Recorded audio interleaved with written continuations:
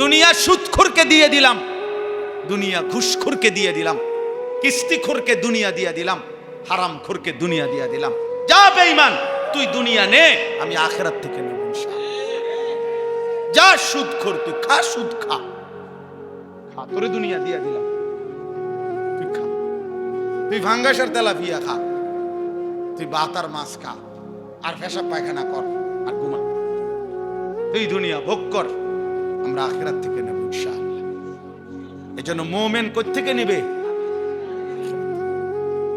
ইমানদার আখিরাত থেকে নেবে। আল্লাহর নবী সাল্লাল্লাহু আলাইহি সাল্লাম খন্দকের যুদ্ধের দিন নবীজি সাল্লাল্লাহু আলাইহি সাল্লাম নিচে পাথর খনন করছেন, নিজে কাটা পাথর বালু সহ মাথায় নিয়ে বাহিরে ফেলছেন। ফলে হাদিসে আছে সারা শরীর নবীজি সাল্লাল্লাহু আলাইহি সাল্লামের দেহ মুবারক বালুতে একেবারে আড়াল হয়ে গেছে ওই খন্দকের যুদ্ধের সময়। তো সাহাবীরা খুব অনুরোধ করতেছিলেন, ইয়া রাসূলুল্লাহ, আপনি পাথর কাইটেন না, আপনি এই খাড়ি এগুলো টুকরি এগুলো আপনি বহন কইরেন না, আপনার শরীরে বালুয়ে পূর্ণ হয়ে গেছে, আপনার কষ্ট হইতেছে, আমরাই করতেছি, আপনি দাঁড়াইয়া থাকেন, শুধু দেখেন। কসম খোদার, বুখারীর হাদিস। আল্লাহ নবী সাল্লাল্লাহু আলাইহি সাল্লাম সাহাবীদের দিকে তাকিয়ে বললেন, আল্লাহুম্মা লা আইশা ইল্লা আইশাল আখিরা। আয় মাওলা, আমি দুনিয়ার সুখ আর আরাম চাই না, আমি শুধু আখিরাতের আয়েশ চাই। মানে সাহাবীদেরকে বললেন, সাহাবীরা, আমি দুনিয়ার আরাম চাই নাই, তো আল্লাহ তো আমার দুনিয়া পুরাটা দিতে চাইছে। হাদিসের মধ্যে আছে নবী সাল্লাল্লাহু আলাইহি সাল্লামকে আল্লাহ তাআলা বলছে, বন্ধু, আপনি যদি বলেন উহুদ পাহাড়টাকে স্বর্ণ বানিয়ে আপনার সাথে চালাইয়া দেব, মানে সাক্কার মতো, গাড়ির মতো পুরাটা পাহাড়। উহুদ পাহাড় কত জানেন? 8.5 কিলোমিটার লম্বা, 8.5 কিলো লম্বা উহুদ পাহাড়। মসজিদে নববী থেকে রাসূলুল্লাহ সাল্লাল্লাহু আলাইহি সাল্লামের রওজায়ে আতহারের এখান থেকে দাঁড়াইলে উহুদ পাহাড় দেখা যায়। এই 4-5 কিলো হবে না জুবাইর ভাই? 4-5 কিলো দূরে মসজিদ থেকে, কিন্তু স্পষ্ট পাহাড়ের চূড়া দেখা যায়। এই 8.5 কিলোমিটার লম্বা এত বড় পাহাড়। আল্লাহ বলছে, বন্ধু, আপনি বললে এটা পুরাটারে স্বর্ণ বানিয়ে আপনার সাথে এটা চলবে, মানে লগে থাকবো, আর এটা লগে আপনার যখন যা লাগবে আপনি শুধু নিবেন। আল্লাহ নবী সাল্লাল্লাহু আলাইহি সাল্লাম বলছেন, আল্লাহ, আমি চাই আশবাউ ইয়াওমান ওয়া আজুউ ইয়াওমান, আমি চাই এক বেলা পেট ভরে খাবো, আরেক বেলা অভুক্ত থাকবো, ক্ষুধার্ত থাকবো।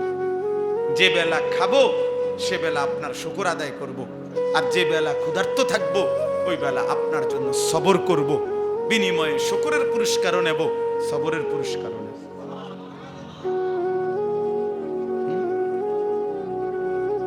আজুউ ইয়াওমান আশবাউ ইয়াওমান। এজন্য নবী সাল্লাল্লাহু আলাইহি সাল্লামকে চেনা দরকার, আল্লাহকে চেনা দরকার, আখিরাতকে চেনা দরকার। আজকে আমরা এটা বোঝা উচিত। আমাদের বাবারা যারা আছেন, আপনারা যদি আপনাদের সন্তানের দিকে নজর না দেন, বাপ, আগামী প্রজন্ম ইসলাম পাবে না। সবাই যদি সবার ঘরে ছেলে মেয়ে স্ত্রী সন্তানকে এইভাবে বদ্দিনের মধ্যে ছেড়ে দেন, চোখের সামনে আপনার ছেলেটা এক ওয়াক্ত নামাজ পড়ে না, মেয়েটা পর্দা করে না, স্ত্রী পর্দা করে না, ঘরের মধ্যে প্রতিদিন রঙিন টেলিভিশনে নাচ গান নাটক সিনেমা চলে, এরপরে প্রত্যেকটা সন্তানের হাতে একটা একটা বড় মোবাইল, যখন তখন যা মন চায় তা দেখতেছে, নারী ছবি, উলঙ্গ দৃশ্য, অশ্লীল, জিনা, ব্যভিচার। তো এভাবে যদি আগামী 50 বছর চলে, আগামী 30 বছর চলে, তো এর পরের জেনারেশনের কি অবস্থা? আপনারা তো কিছু নামাজ পড়েন, কিছু আল্লাহ বিল্লাহ করছেন মনে করেন, কারণ আপনার ছেলে আপনার নাতি তে যদি কোনোদিন খোদার 365 দিনে সেই ছেলেটা যদি কোনোদিন ফজরের নামাজ না পড়ে, তো তার হাতে যেই জেনারেশন আসবে, মানে তার সন্তান যখন আসবে আল্লাহ দিলে, তো তার হালাত কি হবে বলেন ভাই? ইনসাফ কি বলে? তোমরা এই ছেলেরা বলো ভাই, তোমাদের পরবর্তী জেনারেশনের কি হবে? আল্লাহ চাইতো তো তোমরা এই অবস্থায় থাকবা না। হায়াত বাঁচলে, আল্লাহ দয়া করলে তো তোমরা বিয়ে শাদী করবা, তোমাদের সন্তান হবে। কিছুদিন আগে আমাদের কুমিল্লা মুরাদনগরের একজন আলেম দ্বীন বলছেন, বড় আলেম, এক মেয়ে এক ছেলের সাথে চলে গেছে ভাগ্যা। তো মেয়ের বাবা ওই ছেলের নামে মামলা করছে থানায়। তো থানায় মামলা করার পরে মেয়ের বাবার কাছে চিঠি পাঠাইছে।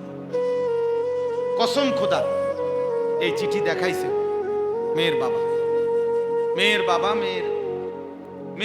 বাবার কাছে চিঠি পাঠাইয়া লিখছে, বাবা, যেই কাজটি আপনারা মা বাবা করলেন সেই একই কাজ এখন আমি করাতে আমার স্বামীর জন্য মামলা দিলেন কেন?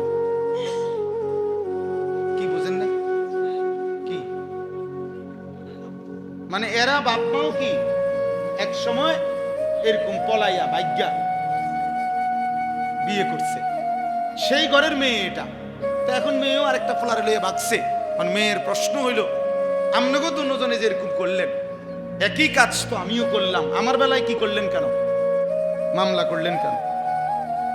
কি জবাব? এর থেকে জুতার ফিডা আর কি লাগে? এরপরে আর জুতার ফিডা কি লাগে বলে? এই জন্য ভাইয়া মনে রাখো দোস্ত, এই বেনামাজি জিন্দিগি, এই অসভ্যতা, এই মোবাইলের অশ্লীলতা, এই নারী ছবি, খোদার কসম মনে রাখো, আখেরাত তো আছেই, দুনিয়া তো এর খেসারত দিতে হবে। এই অপমান, এই বেইজ্জতি তোমাকে চোখে দেখে যাইতে হবে। তোমার সন্তান তোমারে ফিরাই দিবে, তোমার বংশধর তোমারে ফিরাই দিবে, তোমার খানদানের কেউ তোমারে ফিরাই দিবে, মনে রাখো। আচ্ছা, এই কথার কোনো দলিল আছে কিনা? হ্যাঁ, দলিল আছে। 4 মাযহাবের একজন ইমাম ছিলেন, ইমাম শাফিঈ রাহমাতুল্লাহি আলাইহি। তিনি বলছেন, আমরা 4 মাযহাব বুঝি না, যে হানাফি, শাফিঈ, মালিকি, হাম্বলি, এটা বুঝেন না? এই শাফিঈ যিনি, ইমাম শাফিঈ, উনি বলছেন আয-জিনা কারজুন। ওই শব্দটা উনি বলছেন, জিনা ব্যভিচার, কোন মেয়ের সাথে, নারীর সাথে যে অসভ্যতা, এটা যদি কেউ তওবা না করে ফিরে না আসে, আল্লাহ যদি মাফ না করে দেয়, তওবা না করে ফিরে না আসে, খোদার কসম তিনি বলেন এটা একটা করজ, এটা একটা ঋণের মতো থেকে যায়। ওই ব্যক্তিকে তার পরিবারের কাউকে না কাউকে দিয়ে সেই ঋণ শোধ দিতে হয়। এই জন্য আমার এই কথা যদি কেউ বুঝে থাকো, সবাই বুঝতে না জানি, বাকি কেউ যদি মনে করো বুঝে থাকো, নিজের ভালোর জন্য, নিজের আগামী সুন্দর ভবিষ্যতের জন্য, দুনিয়াও সুন্দর হবে, আখিরাতও সুন্দর হবে, চরিত্রহীনতার এই রাস্তা ছেড়ে দাও, চরিত্রহীনতার এই রাস্তা ছেড়ে দাও, অসভ্যতার এই রাস্তা ছেড়ে দাও। এবার দেখেন এই আয়াতের মধ্যেও এই সবক আছে। আমি এবার আপনাদের কাছে এই আয়াতটা পড়ি, এরপরে আমার কথা শেষ হয়ে যাবে। আমি বারবার অনুরোধ করতেছি ভাই, আমাদের প্রিয় নবী সাল্লাল্লাহু আলাইহি ওয়াসাল্লাম, তিনি আমাদের জীবনের সব ব্যাপারে সর্বোত্তম একমাত্র আদর্শ। তিনি সুন্দর, তিনি শ্রেষ্ঠ, তিনি হাসলেও সুন্দর, তিনি কাঁদলেও সুন্দর, তিনি কথা বললেও সুন্দর, নবী আমার চুপ থাকলেও সুন্দর। নবী সাল্লাল্লাহু আলাইহি ওয়াসাল্লামের শ্রেষ্ঠত্বের চাইতে পৃথিবীতে আর কারো শ্রেষ্ঠত্ব নাই। কাজেই আমি যদি সুন্দরী হতে চাই, সুন্দরভাবেই যদি চলতে চাই, তো রাসূলুল্লাহ সাল্লাল্লাহু আলাইহি ওয়াসাল্লামের সৌন্দর্য, ওনার সুন্নাত, ওনার তরিকা, ওনার চলাফেরা, ওনার উঠা বসা, ওনার খাওয়া ঘুম, ওনার টয়লেট বাথরুমের আসা যাওয়া, ওনার গোসল, ওনার আহার নিদ্রা, এর চাইতে সুন্দর কোন নিয়ম আখলাক খোদার কসম আর কারণে ওয়া ইন্নাকা লাআলা খুলুকিন আযীম। আল্লাহ বলছেন সর্বশ্রেষ্ঠ পূর্ণাঙ্গ চরিত্রের সর্বোত্তম উত্তম আখলাক দিয়ে আমি বন্ধু আপনাকে আমি আল্লাহ সাজিয়েছি। কাআন্নাকা কাদ খুলিকতা কামা তাশাউ। হযরত হাসান ইবনে সাবিত একজন সাহাবী ছিলেন, উনি বলছেন যে হে আল্লাহ রাসূল সাল্লাল্লাহু আলাইহি ওয়াসাল্লাম, নবীজির সামনে বলছেন, এরকম মনে ধরেন আপনি বসা আমার পাশে, উনি এরকম মিম্বরে দাঁড়ানো, দাঁড়াইয়া নবীজির দিকে তাকাইয়া বলছে, হে আল্লাহ রসুল, আমার দিল সাক্ষী দেয় আল্লাহ যেন আপনাকে মনের মতো করে বানিয়েছে। ওয়া আহসানু মিনকা লাম তারা কাত্তু আইনি। উনি বলেন আমার এই দুই নয়নে, ওই সাহাবী বলছেন, আমি আপনার চাইতে সুন্দর কাউকে দেখিনি। ওয়া আজমালু মিনকা লাম তালিদিন নিসাউ। এরপরের লাইনে উনি বলছে কবিতা যে হে আল্লাহ রসুল, কেন আপনার চাইতে সুন্দর কাউকে দেখি নাই? কেন কেন দেখি নাই? উনি নিজেই উত্তর দিছে, কারণ এর চাইতে সুন্দর কাউকে এই গোটা কায়নাতে আর কোন মা এর চাইতে সুন্দর কোন সন্তান প্রসব করে নাই। এবং সুন্দর আর কেউ কোন মা জন্মই দেয়। খুলিকতা মুবাররাআম মিন কুল্লি আইব। এরপরে তৃতীয় নম্বর লাইনে তিনি বলছে, আপনাকে যেন আল্লাহ তাআলা সমস্ত দোষ আর ত্রুটি থেকে পবিত্র করেই বানিয়েছে। আমরা কিতাবে পড়ছি, উর্দু কিতাবে, যে আল্লাহ তাআলা গুনাহ, পাপ, ত্রুটি, মনে করেন অপরাধ, এগুলোকে আমাদের বেলায় বলছে তোমরা পাপ করো না, গুনাহ করো না, নাফরমানি করো না, অবাধ্যতা করো না, বলছে কিনা? আর ওই গুনাহকে বলছে, পাপকে বলছে তুমি আমার বন্ধুর কাছে যাইও না। বুঝেন নাই কথা? আমগরে বলছে তোমরা পাপের কাছে যাইও না, আর পাপরে বলছে তুমি আমার দোস্তের কাছে যাইও না। সাবধান। কান্নাকা কাদ খুলিকতা কামা তাশাউ।